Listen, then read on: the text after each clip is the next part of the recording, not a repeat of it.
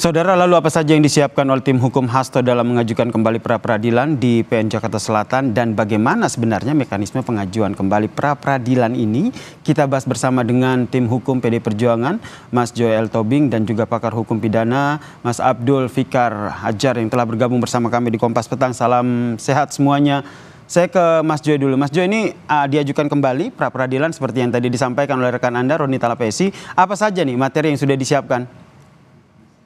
Ya, jadi memang betul, Mas. Begitu keputusan kemarin hari Kamis, maka Jumatnya besoknya langsung kami ajukan kembali permohonan pra peradilan di Jakarta Selatan. Jadi ada dua hal yang menjadi poin penting pada keputusan itu, karena alasan tidak diterimanya permohonan pra peradilan kami itu karena alasan dari majelis mengatakan bahwa kenapa kok seprindik itu, yang dua seprindik itu digabung menjadi satu permohonan. Oke, maka belum ada masuk ke pemeriksaan materi pokok perkara, masih dalam pembahasan syarat formil, yang seharusnya juga memang itu tidak diatur. Tidak diatur apakah memang ada dua seprindik atau tiga seprindik bisa dimohonkan atau tidak, itu memang tidak ada diatur. Nah, sementara ajas peradilan itu kan katanya ajas peradilan itu harus yang mudah, ringan dan cepat kan gitu ya, sederhana kan gitu. Nah, berarti ini mengajukan dua pra-peradilan, dua permohonan pra-peradilan, itu apa saja, Mas Jo? Iya, sprindik yang 152 itu terhadap perintangan obstruction of justice, 153 itu terhadap suap, ya. Itu yang sudah kita mohonkan, dan sore ini saya monitor memang sudah register di Pengadilan Jakarta Selatan ya. Dua-duanya sudah terregister. Kita sedang menunggu kapan untuk dipanggil ke kita untuk menghadiri persidangan.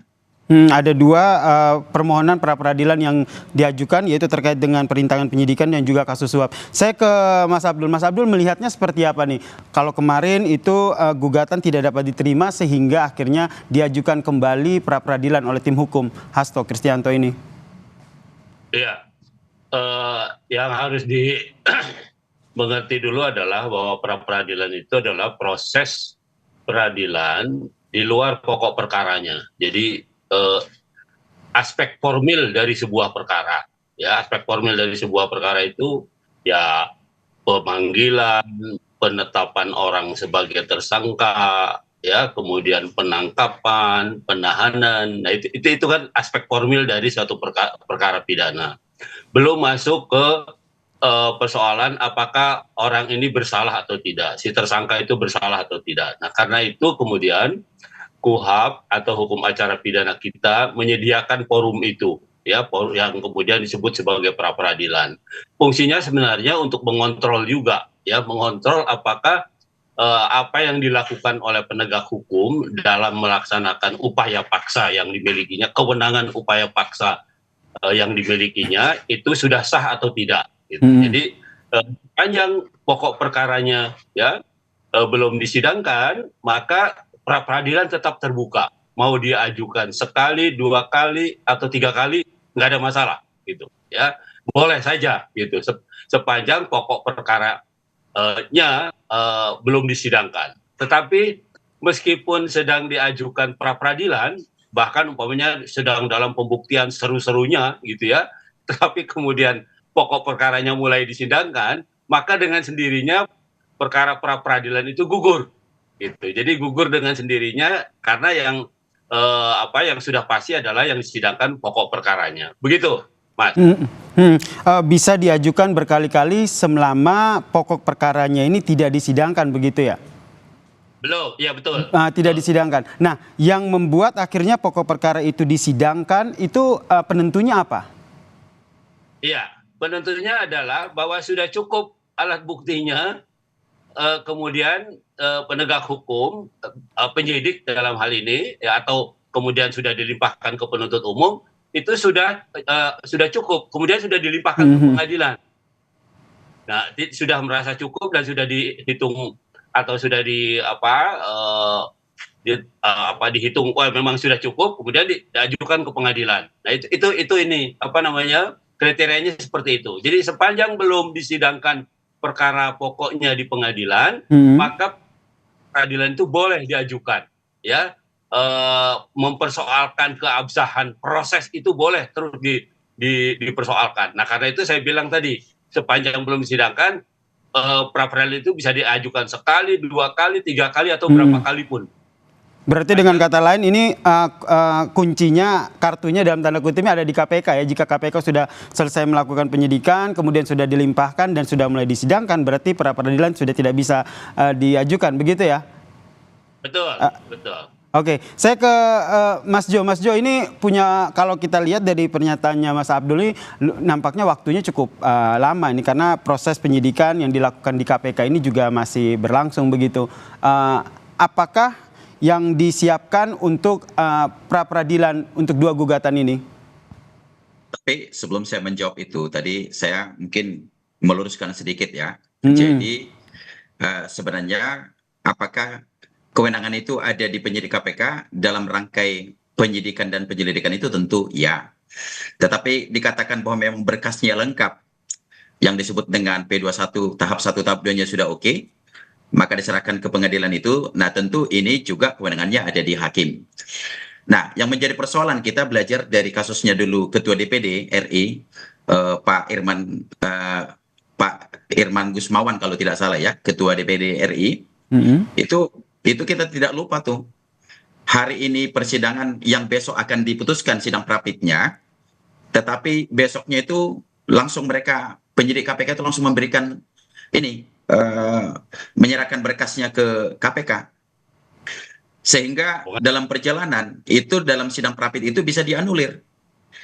Nah, ini memang yang menjadi persoalan kita bersama. Jadi ini kan harusnya persidangan ini yang sudah berjalan, atau juga besok akan diputuskan, karena kan persidangan ini kan cepat waktunya, hanya 7 hari. Nah, jadi kita berharap jangan ada hal-hal tindakan-tindakan yang seperti ini. Apapun ceritanya kan ini kan hak asasi itu juga perlu juga ditegakkan, tidak saja hanya proses berjalannya sidang. Apakah tahap 1, tahap 2, sementara waktu persidangan Irman Gusman itu ya besok akan terjadi keputusan pengadilan terhadap prapit, tetapi bisa langsung dianulir karena dengan alasan berkas perkaranya sudah sampai di pengadilan. Sementara kita teliti itu belum tentu juga tuh penunjukan hakimnya sudah, sementara sidangnya juga belum berlanjut. Nah, maka kita tentu mengawal ini secara bersama-sama, Mas. Kita sangat mengkhawatirkan itu. Kita berharap lembaga KPK kita jaga, jangan ada abuse of power di sana, ya kan? Jadi ini harus berjalan dengan normal. Mari kita hormati hak-hak si tersangka. Tersangka ini juga punya hak ingkar misalnya. Ya, jadi sepanjang memang persidangan ini masih berjalan, di sana juga hakim belum ditunjuk, ya saya kira harus kita menghormati yang sama. Menghormati hak-hak dari klien Anda, termasuk menghormati hak pra peradilan yang tengah diajukan ya. Ada 2 permohonan begitu. Mas Abdul, kalau ada 2 permohonan yang diajukan di pra peradilan ini, nanti dalam proses sidangnya ini akan seperti apa? Terutama jika apakah ini berpengaruhnya akan seperti apa? Apakah salah satunya dikabulkan akan menggugurkan yang lainnya, atau seperti apa nanti? Iya, tergantung pada pengajuan perkaranya. Apakah 2 dakwaan itu disatukan dalam satu perkara, ya, diajukan satu perkara masing-masing. Nah, itu tergantung itu, ya. Nah, kalau KPK kemudian mengajukan 2 perkara sekaligus, ya, 2 perbuatan sekaligus dalam satu perkara dan mengajukannya ke pengadilan, gitu ya. Nah, maka dua pra peradilan itu ya gugur dengan sendirinya, gitu. Nah, lain soal kalau yang diajukan itu masing-masing, umpamanya perkara penghalang-halangan dulu masuk dulu, yang lainnya belum. Itu baru bisa menghentikan hanya satu perkara, gitu. Tetapi kalau dalam perkara itu sekaligus diajukan, ya, baik itu penghalang-halangannya maupun kemudian pemberian suapnya juga umpamanya langsung diajukan dalam satu paket perkara, maka pra peradilan yang diajukan dalam dua model pra peradilan ini ya gugur dengan sendirinya, begitu. Tapi intinya adalah ketika pokok perkara itu sudah disidangkan di pengadilan, maka pra peradilan itu gugur. Karena pra peradilan itu hanya mempersoalkan formalitas dari proses pidana, yaitu penersangkaan, penangkapan dan penahanan, ya, atau penyitaan barang bukti di dalam satu proses perkara. Begitu, Mas. Kalau untuk keputusan di Pengadilan Negeri Jakarta Selatan sendiri untuk dua permohonan ini yang Anda lihat akan seperti apa dalam proses hukumnya? Ya, kalau sudah dijatuhkan putusannya, ya, sampai sejauh manapun tahapannya, ya, sebelum pokok perkara itu disidangkan, maka ya perkaranya menjadi gugur. Artinya prosesnya dinyatakan tidak sah oleh pengadilan, gitu. Ya karena itu perkaranya, kalau istilah balapan itu ya mengulangi start ulang lagi, gitu. Jadi nol lagi, gitu perkaranya. Nah itu kalau diputus bahwa memang formalitasnya tidak sah, ya, pentersangkaannya, penangkapannya, penahanannya dinyatakan tidak sah, perkara itu gugur dengan sendirinya dan harus dimulai lagi dengan penyidikan perkara baru, begitu, dengan penyidik baru. Ke Mas Jo, apa saja nih bukti yang dihadirkan nanti dalam permohonan pra peradilan untuk dua perkara ini? Ya, sebenarnya dalam syarat formil yang sudah kita tetapkan tadi seperti yang disampaikan Pak Abdul Fikar itu kan soal pemanggilan, pemeriksaan, penggeledahan, penyitaan, dan terus ditambah keterangan saksi fakta, ada para ahli, ini kami sudah siapkan. Dan ini sudah kita selesaikan, sudah kita rampungkan semua, dan terkait syarat-syarat formil itu sudah kami nyatakan lengkap, maka sudah kami daftar hari Jumat kemarin. Nah, yang terpenting sih, Mas, adalah yang menjadi himbauan kami dari selaku kuasa hukum, kami memohon kepada penyidik KPK agar bertindak betul-betul profesional kan. Jadi seluruh rangkaian pemeriksaan ini adalah benar, apa adanya, artinya betul-betul memang tidak ada dalam tekanan yang luar biasa melakukan intimidasi kepada siapapun. Itu yang terpenting dulu. Yang kemudian bahwa syarat-syarat seorang tersangka itu kan tentu dalam kapasitas statusnya sebagai tersangka itu pun benar harus diminta diperiksa kembali, dimintain keterangan. Jadi kami bermohon sekiranya seluruh tahapan-tahapan mekanisme yang ada itu terkait dengan mekanisme SOP di KPK itu harus dijalankan dengan baik dan benar. Baik. Jangan ada yang menyimpang dari itu, gitu loh. Misalnya, jangan sampai misalnya mereka limpahkan ini dinyatakan P21 tanpa tidak pernah memeriksa seorang tersangka untuk yang setelah dinyatakan sebagai tersangka. Baik. Nah, ini yang nanti kita nantikan bersama seperti apa sidang pra peradilan yang nanti akan diajukan kembali. Ada dua permohonan yang diajukan di Pengadilan Negeri Jakarta Selatan untuk kasus yang menjerat Sekjen PDIP Hasto Kristianto. Terima kasih kuasa tim hukum dari PD Perjuangan Mas Johannes Tobing dan juga pakar hukum pidana Mas Abdul Fikar Fajar telah bergabung bersama kami di Kompas Petang. Salam sehat semuanya.